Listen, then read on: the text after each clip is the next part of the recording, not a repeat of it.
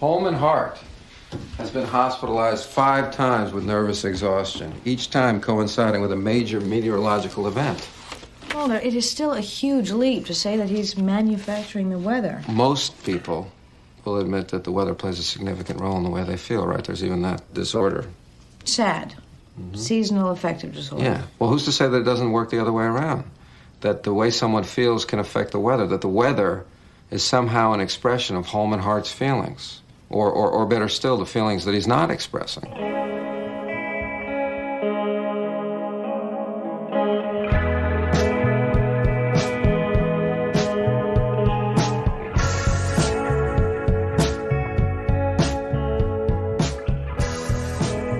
Hello and welcome to Most Unwanted, an X-Files podcast. I'm Chex, joined as ever by Luke. Luke, how are you doing today? I'm not too bad. It's interesting to get back to... Oh, what's happened? There's a squirrel watching you. He's a big fan, obviously. He's a massive fan. We've never had a live... All I saw was I saw a tail over my shoulder. Not literally over my shoulder, but I definitely distracted you right at the intro because I just saw a squirrel staring at you. I saw your eyes just go like this. I was like, is there some kind of like monster? Or Danger. Yeah.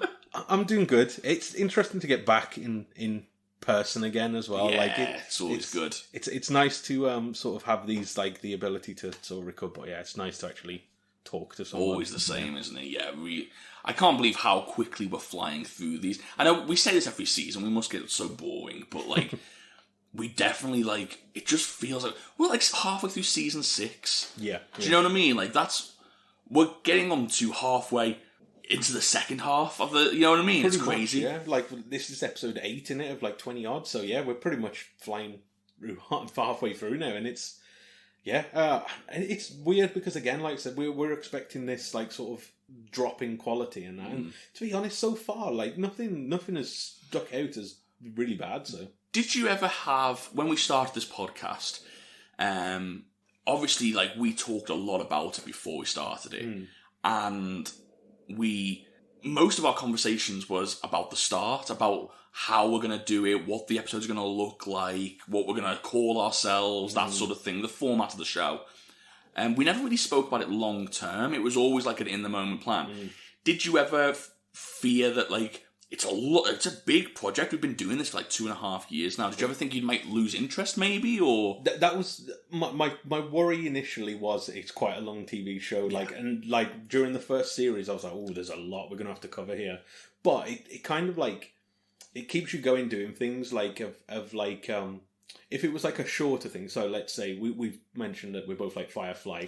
If we pick something like that, Firefly is very interesting because I specifically remember Firefly being in the conversation of one of the TV shows we could do a podcast on, which would have been 13 episodes and completely different. Yeah, it does make me wonder as well though, if we pick something like that, would we still be doing a podcast now, or would we have just gone, anyway, that was good, and like, I feel like this has definitely made me want to keep doing podcasts. You know For what I mean? sure. Yeah. And the interesting thing is, if we went back and listened to the first 13 episodes of our podcast, I'm sure we'd hate them. Yeah. Do you know what I mean? So it wouldn't have been the podcast we wanted. Like, I feel like now, because we've got a little bit more comfortable, and we've, not only that, like, because of listeners sort of getting in touch and having that communication with them and being able to sort of talk to people about it, we've been able to sort of have the confidence to go, well, people actually like what we do. Yeah. Let's just do more of that. Yeah. Which I don't think we would have had in just a short form podcast. I think initially, like, we had a lot of ideas where we were like doing different stuff. I remember quite early on we did that like the real X-Files stuff as well, which gave some good content.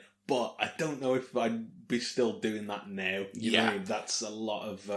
I don't know. We were trying to figure out what would work, weren't we? And that's all... I mean, we've never done it before, so it was all trial and error. And I think the turning point, at least for me, and I'm talking from my own perspective, I think we're making the podcast that I wanted to make at this point in time. Yeah. I think before we was making the podcast we thought other people would want. Yeah. And it was that... I mean, God bless to all the people that listen to our show... and love you all.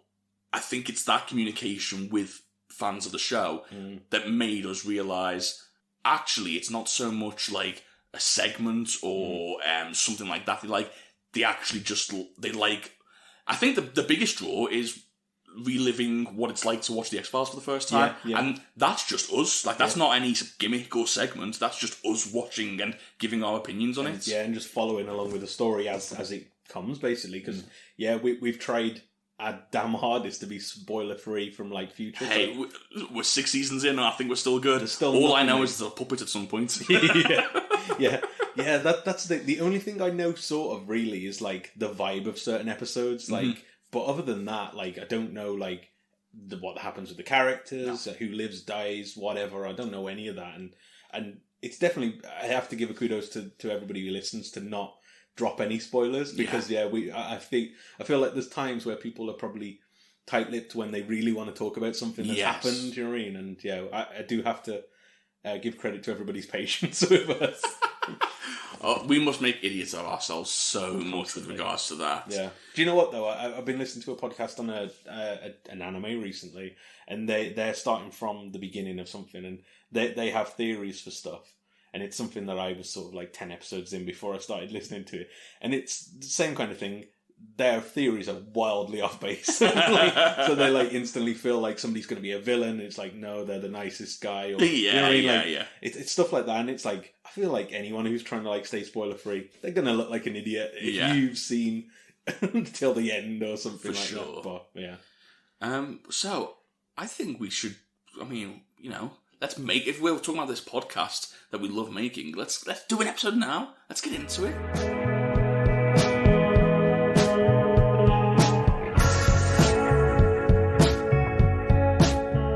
So this week we'll be looking at episode 8 of season 6, titled The Rain King. Originally aired on January 10th, 1999. Written by Jeffrey Bell, directed by Kim Manners. We'll get straight into it. Actually, no, we won't. I have a problem right from the start of this episode. Okay, so a little bit of spoilers for the episode as a whole. Disney Plus ruined this episode for me.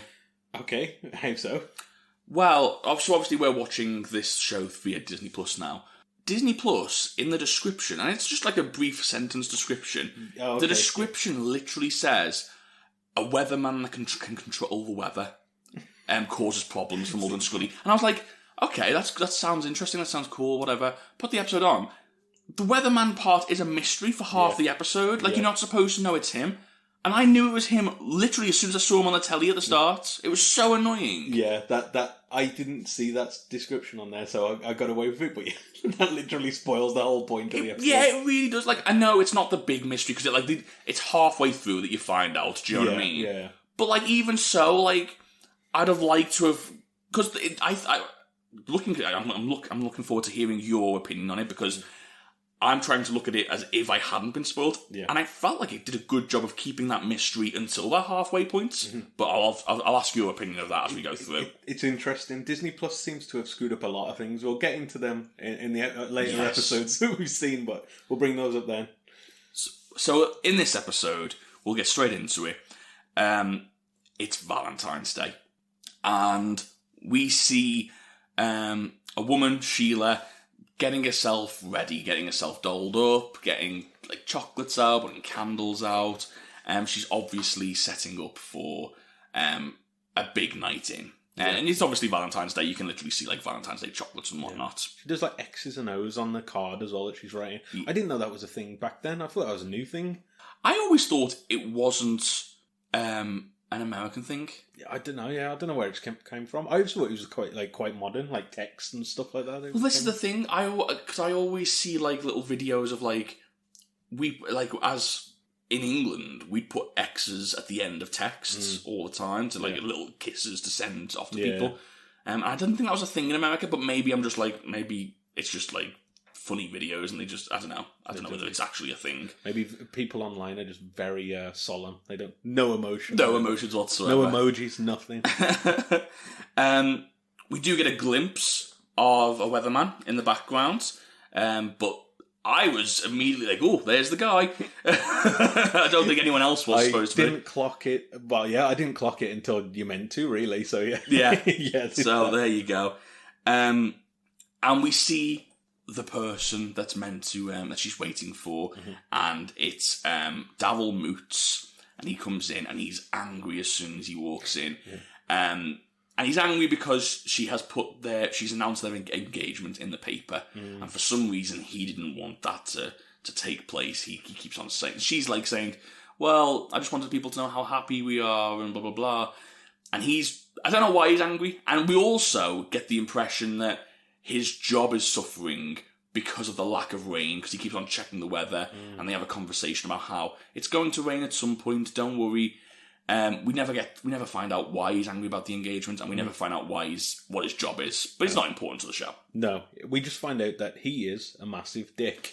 He is. He mentions about no wonder her arse is so fat or something like that. She had a few chocolates. It's like, bloody hell. The worst kind of person.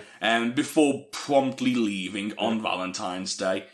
Drink drive-in as well. Yeah, so he's just flying down the highway. You've got Sheila's just kind of like really sad back at home, both listening to the same song. What was the song again now? Oh God, this is gonna bug me. I'm gonna try and find it. Yeah, I've kind of got it in my head, but I can't remember what the song was. It's quite a famous song, isn't it? Like, but they're both belting it out. I'll carry on whilst you look. They're both belting it out, and Moots gets into a bit of trouble because it starts to rain, much to his joy, as he's driving down. And then immediately it turns into hail. And then not just hail, but like giant rock-sized hail which smashes his car up. Yeah, they're shaped like hearts as well, aren't they? Heart-shaped.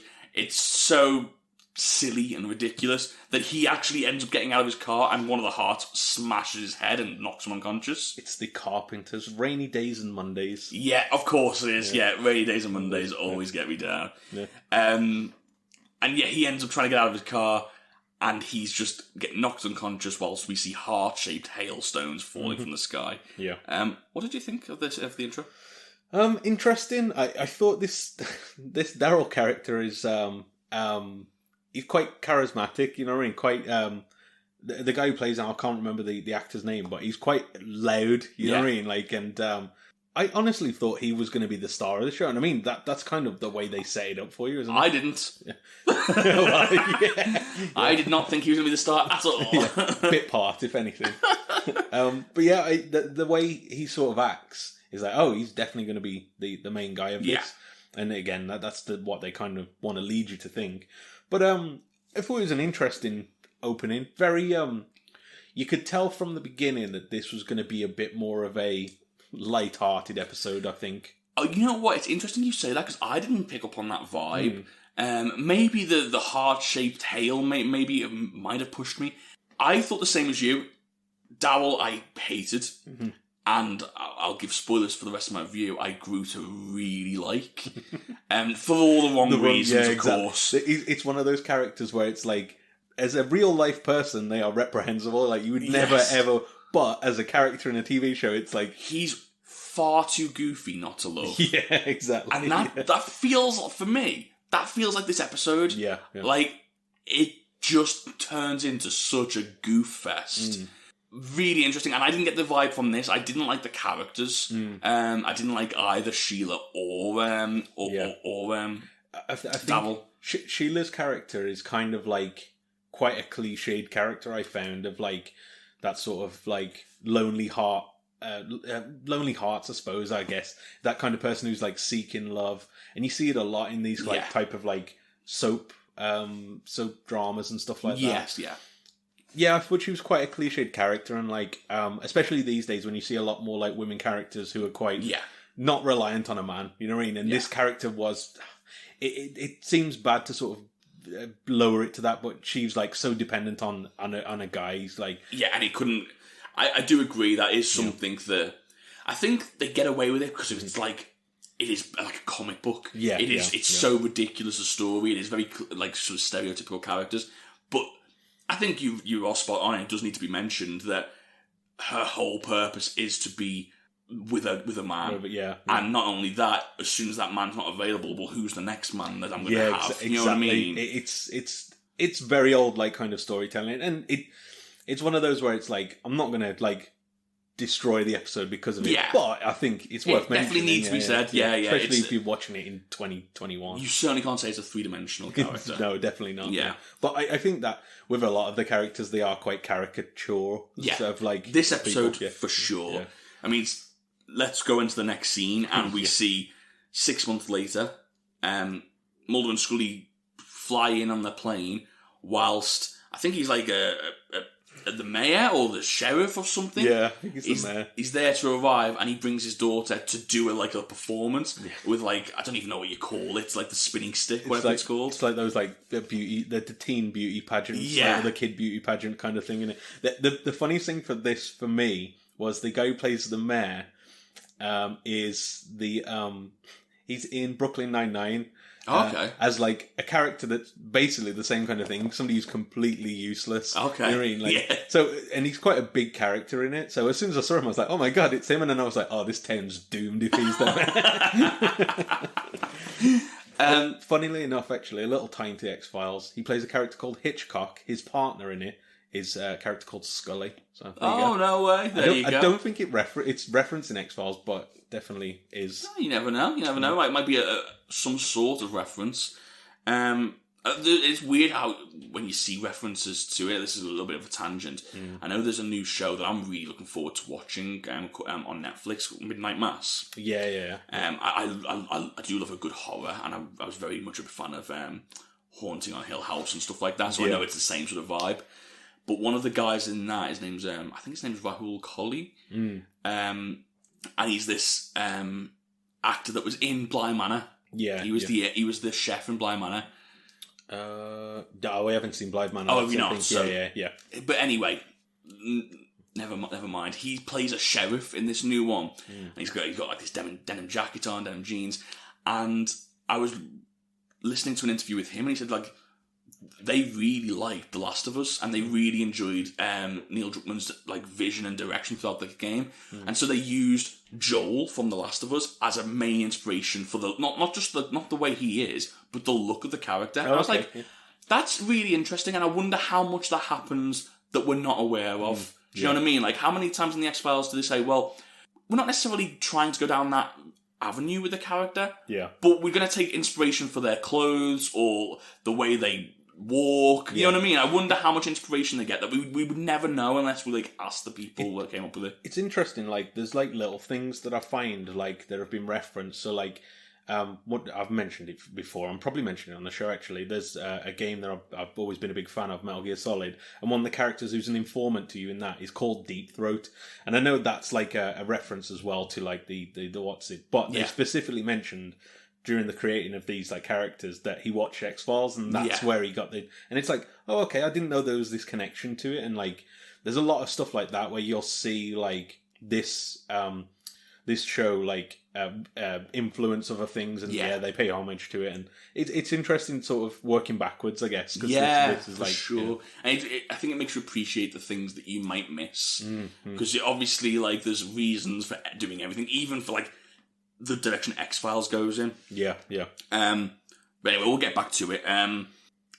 So this mayor, he's I haven't actually got the mayor's name, but it makes no difference. Yeah, I think this is the only time you see him, isn't it? I think he's in the dance maybe later. I think, but the mayor he tells them that there's been a drought, there's been no rain, and he doesn't think it's fair that one man gets to profit off that. Yeah, and he goes on to explain that Daryl Moots, who we saw originally, is the Rain Man now. He goes to different farms and summons rain, and it works. Yeah.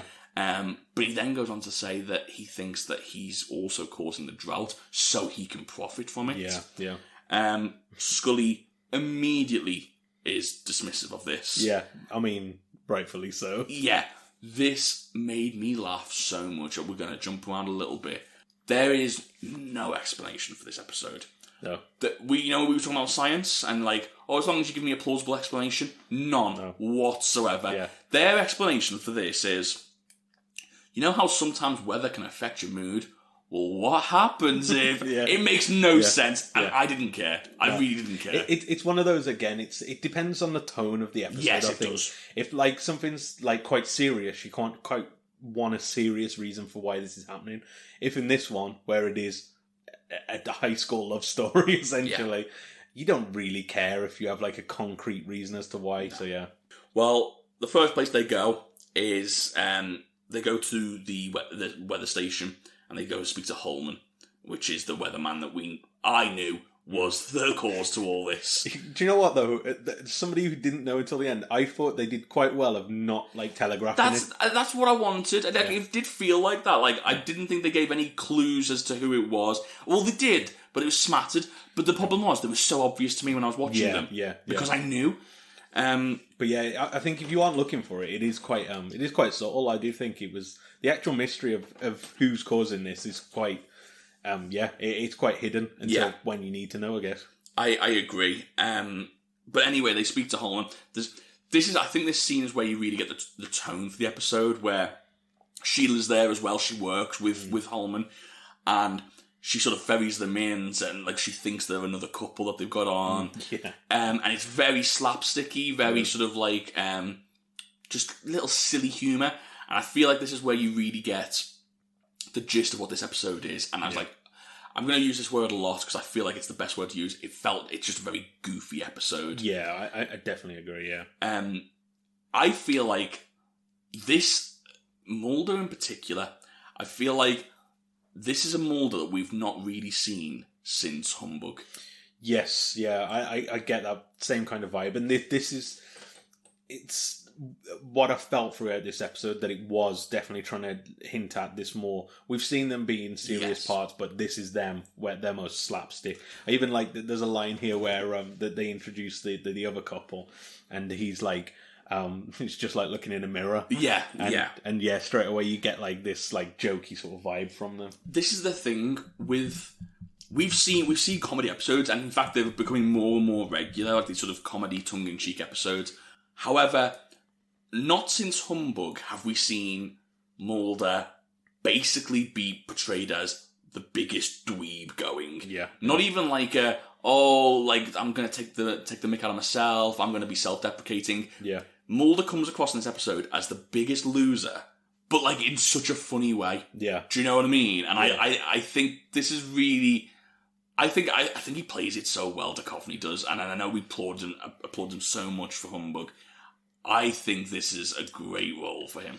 I quite like, in this episode specifically, I think both Mulder and Scully, Duchovny and Anderson, I like how they play this story. By the end, you're kind of like, oh, you're actually not any better off than these characters, you know what I mean? Like, and you can really see the pain in like, and it's not serious. Like, it's not meant to be like, oh, look how troubled they are. It's meant to be like, you're kind of like, you're both idiots of what you're doing. But that's the story. I feel like underlying this whole slapstick story, the story is about not knowing what's in front of you.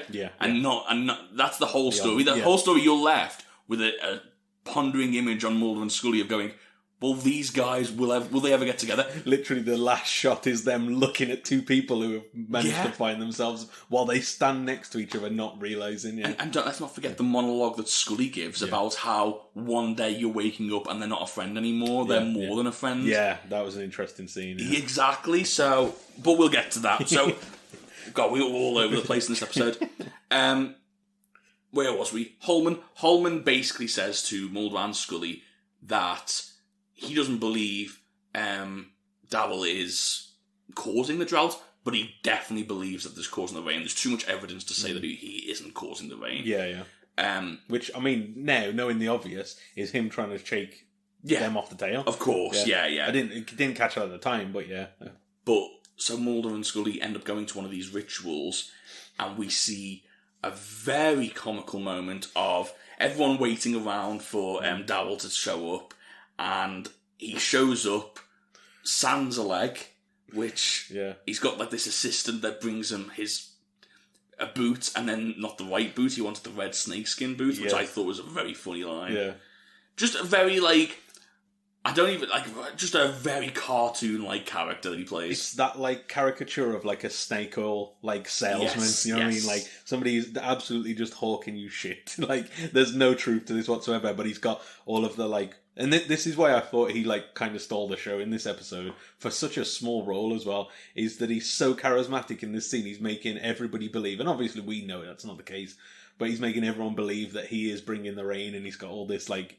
He's just loud. Whilst being a village idiot. Yeah. As well, yeah, man. yeah. I completely agree. Yeah. Charisma oozes from him. And it's a lot of people think that when you talk about charisma, it means you're this James Bond-esque, smooth talking, you know.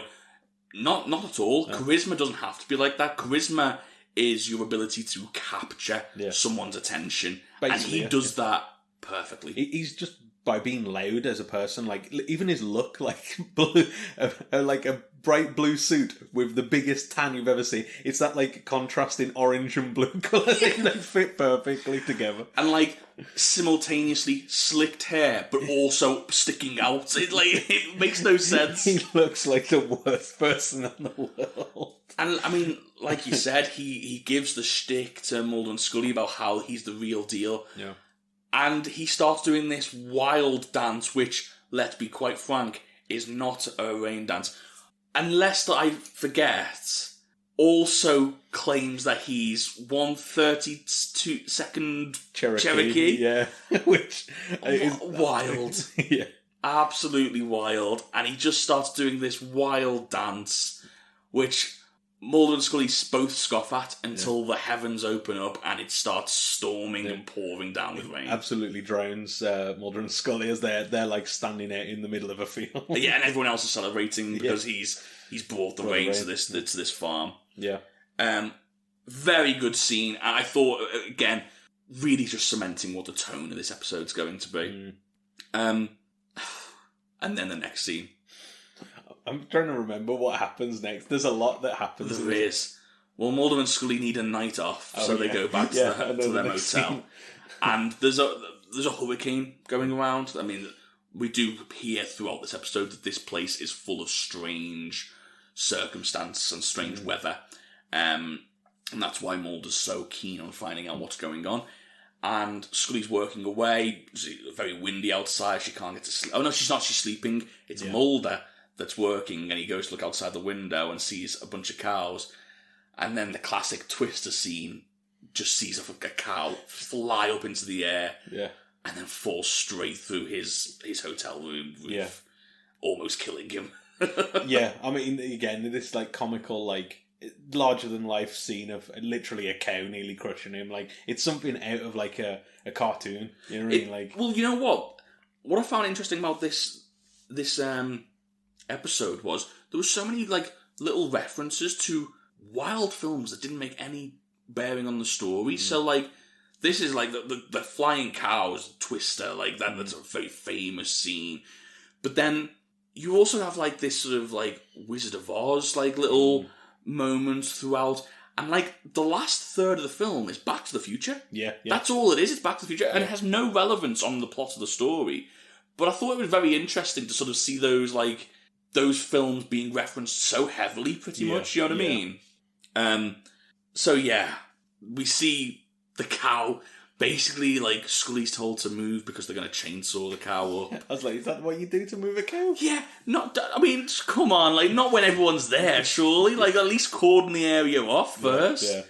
He just sort of winds up the chainsaw. And they're interrupted by Sheila, as they're sort of trying to figure out what's going on. And Sheila comes and confesses that she's the reason. Well, she's very upset, and you think it's because she's almost killed Mulder, but it's actually because she thinks she killed the cow. Basically, yeah. And yes, she confesses that it's all her, and that strange weather has followed her all her life. From her prom night, from her wedding day, a prom night, a hurricane, like lift. You get like little cutscenes of like things that happened. I did like these. It's kind of like Family Guy, you know, where they cut to like just these things happening. I thought that was quite interesting that we actually saw this. Yeah, you do, and you see a hurricane like lift a couple of prom nights, just clean out the air. What was it on the wedding day as well? It was like minus something. It was snowing Yes, basically in the middle of July. Yeah, it was just basically strange weather has always followed her about, and she believes that she doesn't know how she does it, she doesn't know why, but she believes that the strange weather is caused by herself because it seems to follow her. And I think she mentions as well about Daryl. What's his name? It's Daryl in it, the guy. Yeah, Daryl Moots. She had the same thing of that she thought she'd caused him to crash as well. Yeah, and lose his leg, which I forgot to mention was a result of the hail. I don't know how the hail took his leg off, but it did. I think it's when it crashed. I don't know if it like crushed his Oh, leg possibly, yeah. Holman is here during all this as a crutch, as a support. And we start. This is where we start to sort of realise that Holman is in love with Sheila. He's constantly worried every time she brings up Daryl. He's always there to sort of look after and be a shoulder to cry on almost. But more importantly for the plot of the storyline, Holman overhears an officer talk about Daryl and sort of assure Sheila that you wasn't to blame for him losing his leg. He was drink driving that night. Yeah. Which Holman is very shocked to hear. Yeah. And that inevitably leads to Daryl not having the rain power anymore, which I thought was strange. I didn't realise until like the very end that I thought the rain was a punishment for Daryl. But it turns out it wasn't.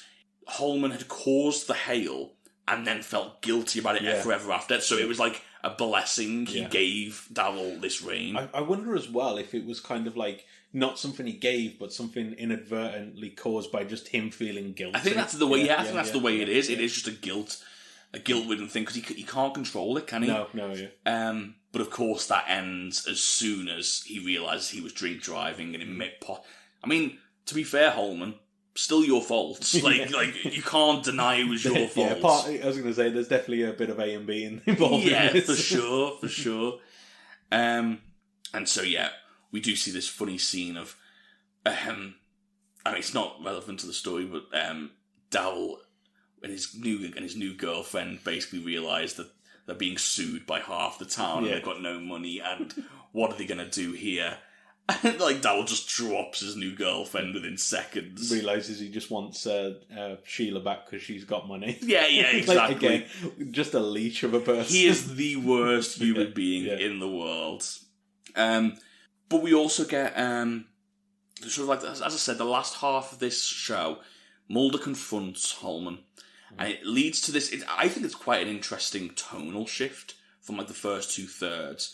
Because it felt like the episode was coming to an end. But then actually what happens is they confront Holman and, well, first of all, Mulder and Scully is about to leave and Holman stops them from leaving using like the weather. Basically, yeah. There's too much fog. And Mulder speaks to Holman, which becomes like this weird like buddy film where like Holman's trying to get the girl and Mulder's giving him advice. The worst person to ask for dating advice. One of the best scenes of the episode is when he calls Scully. And Scully turns around and says, Holman? Yeah, he wants advice. Dating advice. Dating advice from whom? Yours truly. Hello? Hey, Scully. Scully, you there? I heard you. Mulder, when was the last time you went on a date? I will talk to you later.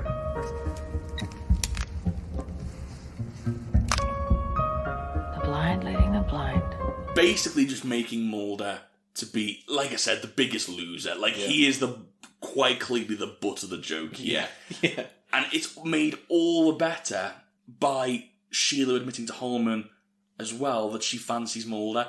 So you've got this, again, very like Marty McFly High School Musical where he's trying to help George get the girl. Do you know what? I didn't realise the parallels between the two until you've just pointed them out. It's like, it's so obvious that the high school dance as well. Whether it's a reference or not, it's definitely taken from that story, isn't it?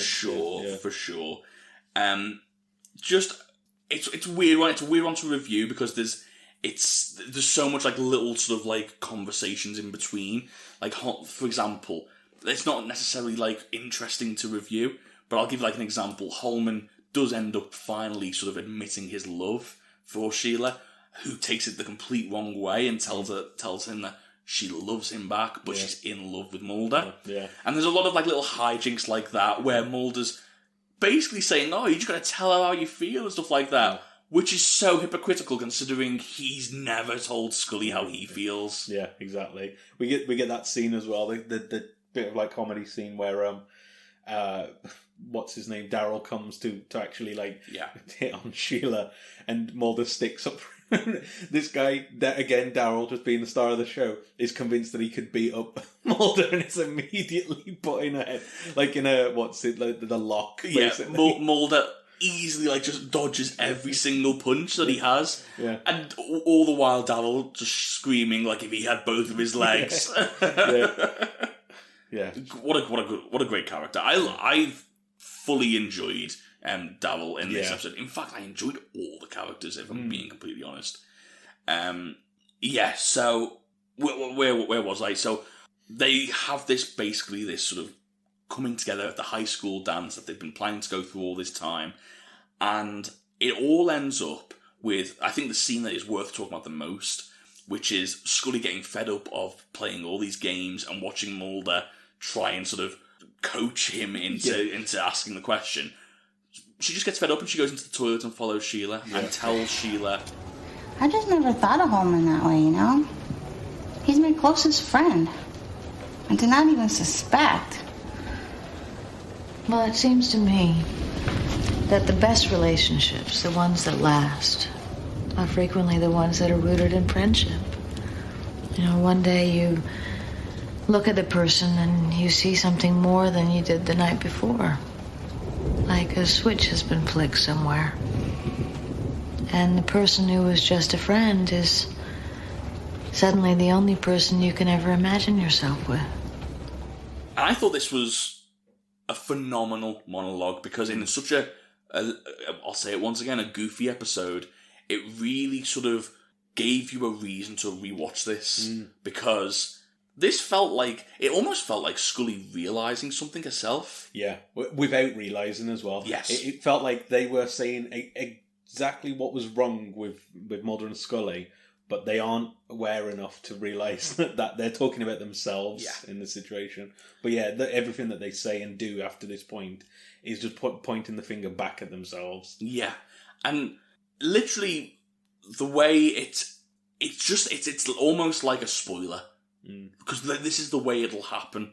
It's going to be one of them. Yeah. One of them's going to cave at some point and realise it's more than friendship, and then it's going to be like that. It's going to be the same situation as Sheila and Holson, which is like one of them's going to pine and the other one's not going to know. Yeah. But we do get a glimpse of how it can end because Sheila goes out to Holson and says, "Well, I didn't realise." No, like basically very cliche, like, "Oh, I've never had someone change the weather for me." Yeah. And in very fairy tale fashion, they get together, and as you knew it would, the sun starts shining, and I forgot to mention it's a storm. Yeah, all the way through this. The storm's getting worse and worse. There's like flood warnings and all this stuff. Yeah. But the sun starts shining as soon as they get together, and his mood lifts, and like this whole happy thing, and then you get the George McFly ending as well, where arm in arm they approach Mulder and Scully after the dance, and just like George McFly's like giving Marty the wink and the nod, Holson turns around and says, "Now it's time for you two," basically giving them the go ahead, and as they both sort of just ignore him. Yeah. And like I said, you get that scene where it's literally them two. I think it's them two kissing or dancing. And in the background, you just see Mulder and Scully just standing next to one another, swaying. I think that's to the time of the music. To the time of the music. Yeah, it's so good. And it's like it's obviously meant to like funnel you down to say these two people want to be in this situation, but they cannot. They should be facing each other whilst they're swaying. You know what I mean? Yeah, exactly. They can't seem to see again what you mentioned earlier. They can't see what's in front of them. Yeah. I mean, really like funny and interesting episode. I haven't gone through like all the finer points because there is a lot of like just sort of like getting up to hijinks and stuff like that. You know what I mean? We do end with a really nice shot, which again, nice but goofy as hell. Which is like 1 year later, we see Holson on the telly reporting the weather whilst Sheila's holding the baby and saying, "Oh, look at Daddy." They work fast, don't they? They work very fast, and then the camera pans outside whilst like it's I think it's Somewhere Over the Rainbows playing, and like it basically looks like a drawn on picture. Like it's an actual image of like this barn and this rainbow, but it just looks drawn on. It looks silly. Yeah, it is very like campy, over the top. Yeah, and I mean that's the end of the episode. I'm not gonna lie. I'll tell you my opinion before I ask for yours, Luke. I loved this episode. It just, I just thought it was so silly, and it's weird because I went into it especially after that intro, going, "This is gonna be a slog." Did you sigh? Did you go? Yeah, a little bit, because I was like, well, I don't like any of these characters. Like, I definitely didn't like Daryl. Yeah. I was like, oh god, okay, we're gonna have to have one of these again. But then they really leaned into it and they won me around, and I just thought it was so silly and so... I'm always amazed when X-Files can do this. X-Files is a fairly serious show, especially the mythology episodes. Yeah, definitely. There's like a couple of episodes coming up where it's like very, very serious, you know what I mean? Yeah, so, like... exactly, and I feel like I'm always very impressed with the tonal shift and how well they do that, because it doesn't feel out of place. It feels like this is perfectly in line with the rest of X-Files. And I don't want to do this so often, but that's got to go to not only the talents of Anderson and Duchovny, which we know they can do, we know they can switch, but getting that good supportive cast to complement that style. I thought I'll have to find out the actor's name.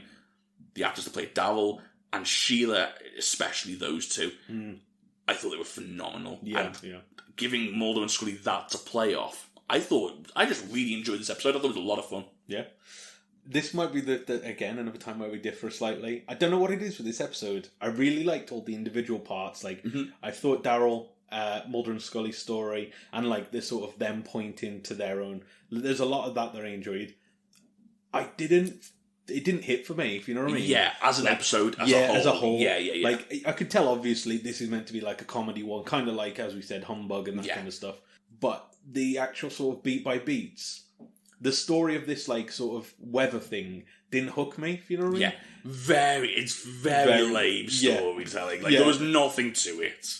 I mean, again, like I said, analysing it has made me sort of, like, appreciate it a bit more. Like, I won't go into all of it, but I did really enjoy like Daryl's character and stuff like that. So there's a lot of stuff like there and like the comedy elements of it and stuff like that. But again, it was just one of those where it's like I was like, yeah, it's okay, you know what I mean? Like, it wasn't bad at all. Like I didn't think it was bad, but it was just one of those where it was like, it just didn't hit. That's the thing, the biggest thing for it. But there's a lot of things to take from this that I think, definitely like the continuation of Mulder and Scully's sort of relationship, which. If they don't kiss at the end of this series, I'll be very surprised. They have seemed to hammer this home now, you know? Yeah, I think you can... That scene in the bathroom is the takeaway scene from this. Yes, yeah, definitely. And I do think it's happened one too many times in this 8-episode run that we've watched already that it definitely feels like they're leading up to something. Yeah, 100%. Like, we've had so many references to them. We had the Ghost episode where it's specifically pointing at the relationship, this one, or it's ones where it's like where they're like sort of lamenting not having a normal life and stuff like that. Sure. It's like there's definitely some. I'm convinced at this point. Mid-season prediction: they're going to kiss by the end of this series. We'll have to wait and see.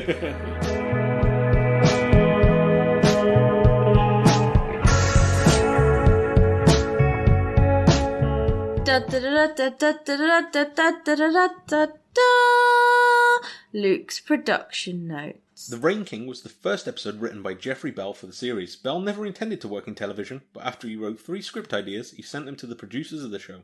The writing staff was impressed with the stories and agreed to buy one, which eventually became The Rain King as a freelance script. Interesting. As a little aside, showrunners especially, fully recommend you don't do that. What, just send them scripts? Yeah. Yeah. Oh, really? It's really bad form. You know who gets it the most? Comic book writers. Yeah. Comic book writers get scripts sent to them all the time. The problem with it is, people say, don't send it to me, because they can't open it. Yeah. Because if they open it, And if they open any script and anything is even close to it in the future, then they've got rights to sort of go, well, this is my idea, or this is inspired by me, and I deserve some of the profit. So they're not allowed to even open it anymore, just on the offside. I don't know whether maybe there's a specific route to go down where you can, but like I just don't feel like that's a thing nowadays where you can sort of like just give ideas like that. It depends as well. They might be like, I know there's some places that do like open submissions of stuff, and like they'll like actually take it on board, and then it's fine. But yeah, if you're just like sending out ideas, it's like you're running the risk of having your idea used, and if you've not specifically drawn out a contract or anything, you're going to be feeling real pissed off if your idea ends up in something. It's interesting though, isn't it? Because it's kind of like the culture's changed now, because now you didn't. I mean, X-Files. X-Files is Chris Carter's vision, and that's his story all the way through, and he knows what he wants to do with it. Now, a director is just as much as part of that vision as anybody else on the show. And you saw this a lot with Game of Thrones, where you would have episodes specifically where they choose the director of the style they wanted for that episode. You would have horror episodes, and they would bring in horror directors. And don't get me wrong, they do that in X-Files, but it's more all-encompassing now, whereas, like, so I feel like people don't have can't submit scripts, or you don't get that sort of feedback because they've got such a specific direction they want to go in. Whereas stuff like X-Files, I feel like there is a little bit more room to go, oh, we could try this, we could take this on board, and we can work with this. That's the thing, innit? When it's ideas where it's like they can have like one-off episodes about a certain thing, they've got more leeway. But with Game of Thrones, it's like we can't just have like a mermaid turn up or something. You know what I mean? Like, or something like that. I would love Dowell to turn up in the last season of Game of Thrones. Just like starts doing a rain dance. What a character! What a great character that would be. Where would he fit? No, he'd be like. Do you know, like, you sort of see, like, the peasants of the world? He'd be like that, just getting, like, stoved in or something like that. I think you're selling him too short. I think he's Ironborn through and through. Oh, God. How to make a bad character even worse. He's Ironborn. Sorry, that's inside. That's quite an inside Game of Thrones. I wonder if there's people out there who just genuinely have no idea, like, not watch Game of Thrones at all. Because I feel like it was like the biggest program ever for like a period of time. It changed the game too much. I think I would recommend, even if it's not your thing, I would recommend watching it because, and this is coming from someone who I definitely didn't think it was the worst thing in the world, but was just disappointed by the ending. However, as a show, as a whole, it changed the game. TV wasn't the same until after Game of Thrones. Like, it really did change the game. The same way as, I believe, Lost changed the game for TV. But now, ever since Game of Thrones, it's not unusual to see a TV episode that costs more than a film. Yeah. And Game of Thrones opened the way for that. I think it's definitely made it now where it's like, there's not like... Before it used to be like, oh, you work on TV or films. Now it's like, I do both. You know what I mean? And they're both on the same level. The biggest actors on the planet are actively trying to get to HBO rather than a film. Yeah, exactly, a studio. So I would definitely recommend it. I have spoiled a little bit of the ending, but you know what? It's your own fault. You should have watched it earlier. I didn't really spoil it, apart from saying you're disappointed, I guess, was it? Yeah, I suppose. I always wonder that. Is an opinion a spoiler? Like, if somebody says, I thought the ending was shit, let's say, is that a spoiler?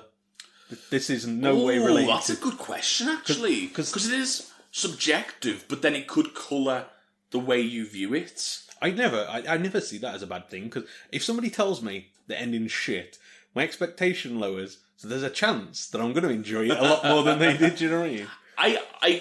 You know what, I can see a world in which someone tells me something's bad, and I go in picking at it, because I've got that in my head already. I don't get these people that... I can go... Okay, let's take an example. The new Spider-Man that's coming out in December. I am very much looking forward to that.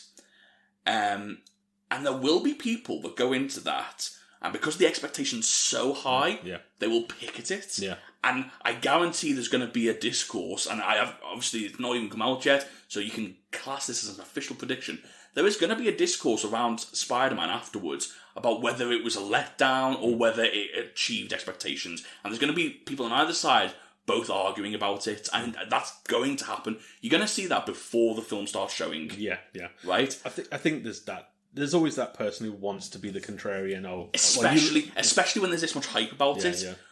I kind of don't have that in my body. I know exactly how I'm going to go into it. I'm going to go into Spider-Man and I'm going to love every second of it because I'm so excited and I'm going to enjoy it. If it's genuinely a bad film, then that will change my opinion.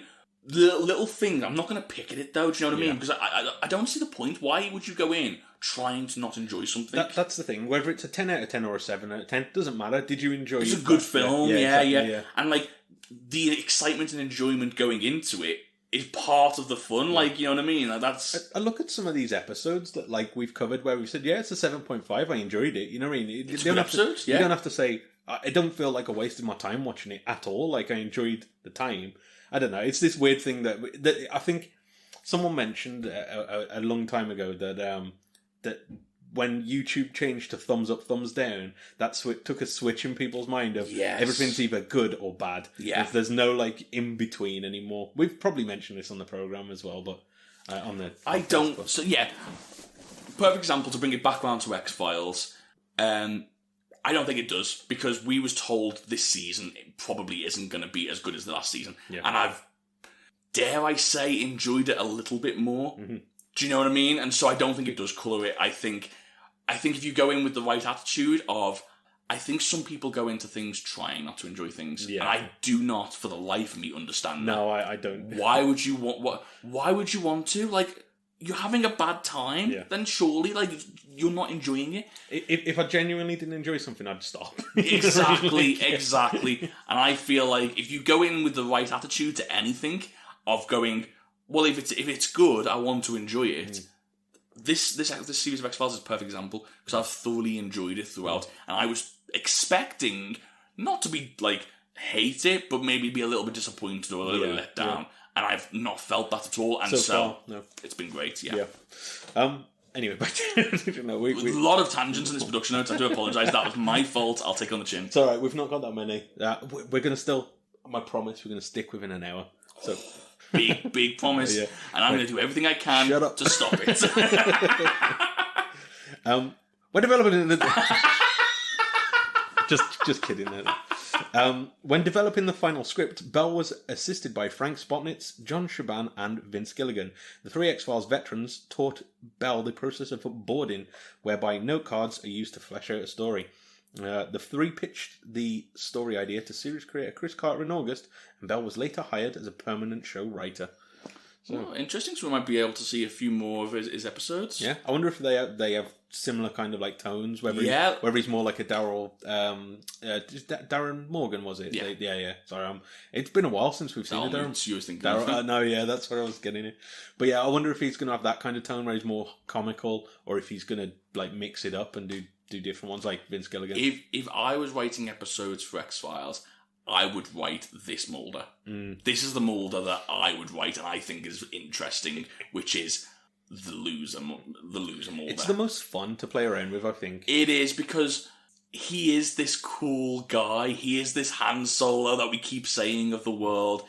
But when you really break it down, this guy that's obsessed with his work, and his work is aliens. Mm-hmm. Like, he's not cool. He's not cool at all. His best friends are three, like, socially awkward, conspiracy buffs. The beautiful thing about this interpretation of the character is you don't have to peel back that much to find it. Yeah. And then you do find this Mulder that thinks he's a ladies' man and hasn't had a lady in 20 years. Yeah, do you know what I mean? Like, it's one of those.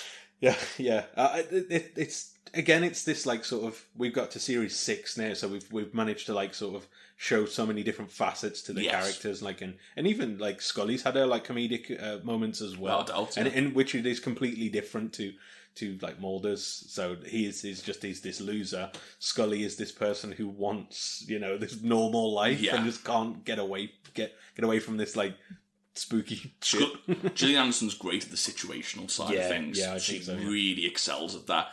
And also, you don't have comedy is so often elevated by a straight man or straight woman in this case.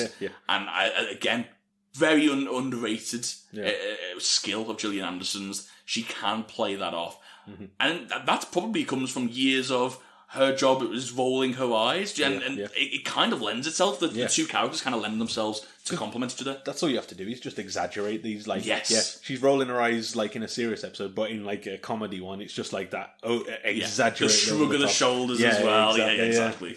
The script went through considerable changes. Initially, Bell was unaware that Daryl Moots would steal the show, and so the episode did not feature him as much. In the early drafts, the relationship between Holman and the FBI agents was not as strong. In the final draft, Bell attempted to parallel the emotional states of Mulder and Scully, with Hards that's Holman, is it? Yeah. Hards' characterization noting, "Here you have a guy who's affecting the weather because he's repressing his emotions, and who better to help him than two people whose emotions are repressed and never express their feelings for each other." Perfect. What a great idea for a story. I love that. Yeah. Property master Tom Day and costume designer Christine Peters were tasked with designing the fake prosthetic leg that Clayton Rona, who played Daryl, wears in the episode. Because Rona has both of his legs, Peter had to create a unique harness that pulled Rona's actual leg out of the camera's sightline. Rona later described the harness as painful. Why? The missing leg didn't add anything to the story. No, I don't understand. It just feels like such a... Now you say it, and I'm like, yeah, why did they do that? Yeah, it feels like they're giving themselves problems here. Like, they didn't need that. They could have, like, done... I don't know. But what else could he have had? He could have just been on crutches or something. Yeah. Why? now you mention it, that is a lot of work. It was so he didn't win the fight with Mulder, maybe. Yeah, I guess so. He would have not done that in crutches, though. So I don't know. Doesn't make sense. It was for the gag to get his second leg. That's they had that joke in mind, didn't they? Like, we need him to have no leg. Oh, that bloody moment. We didn't mention it in the show, but that moment when his new girlfriend comes back to him and she's got the leg. Oh yeah, like as a peace offering. Yeah. Isn't there a part where he's like crawling to somebody as well? So I don't know. I'm trying to remember. What a character! Yeah. An actual motel called the Sierra Pelona motel was used to film the scene in which a cow crashes through Mulder's motel room roof. To secure permission, Jones struck a deal with the owners. If the production staff were allowed to cut a hole in the motel's roof, the show would pay for an entirely new roof afterwards. Duke Tomasic, the X-Files construction coordinator, later said that the fun part was calling local roofers and explaining just what kind of damage they'd be repairing for us. It is mental, isn't it? Like, these how the wheelings and dealings of how they get these things done. Oh, yeah, for sure. You can't blame the hotel owners for being a little bit scared of, like, oh, yeah, really? You're going to cut a hole in my roof? Yeah. I want to see cash down before this happens. I want a deposit. Special effects producer Bill Miller was tasked with creating a shot of the cow being sucked up into the storm. To do this, he photographed a number of cows in a field for reference. Then, using digital technology, he animated the desired effect. The footage was then combined with the shot of a cow puppet being dropped on a recreation of Mulder's motel room at Fox Studios. At the last minute, Muller noticed that the cow's puppet colour was different to the computer-generated cow, which necessitated him to quickly change the colour. Kim Mann has later stated that his biggest regret with the episode is that he did not have... why would they do this? Would not have David Duchovny respond, "Got milk," after the cow crashed through the roof. Yeah, so that confirms to me that the lack of a leg was just for the gag. Yeah, literally. Because, my God, they just wanted to do that. What? Stupid. Absolutely stupid. Very silly. That's in the production notes, so Critic's File.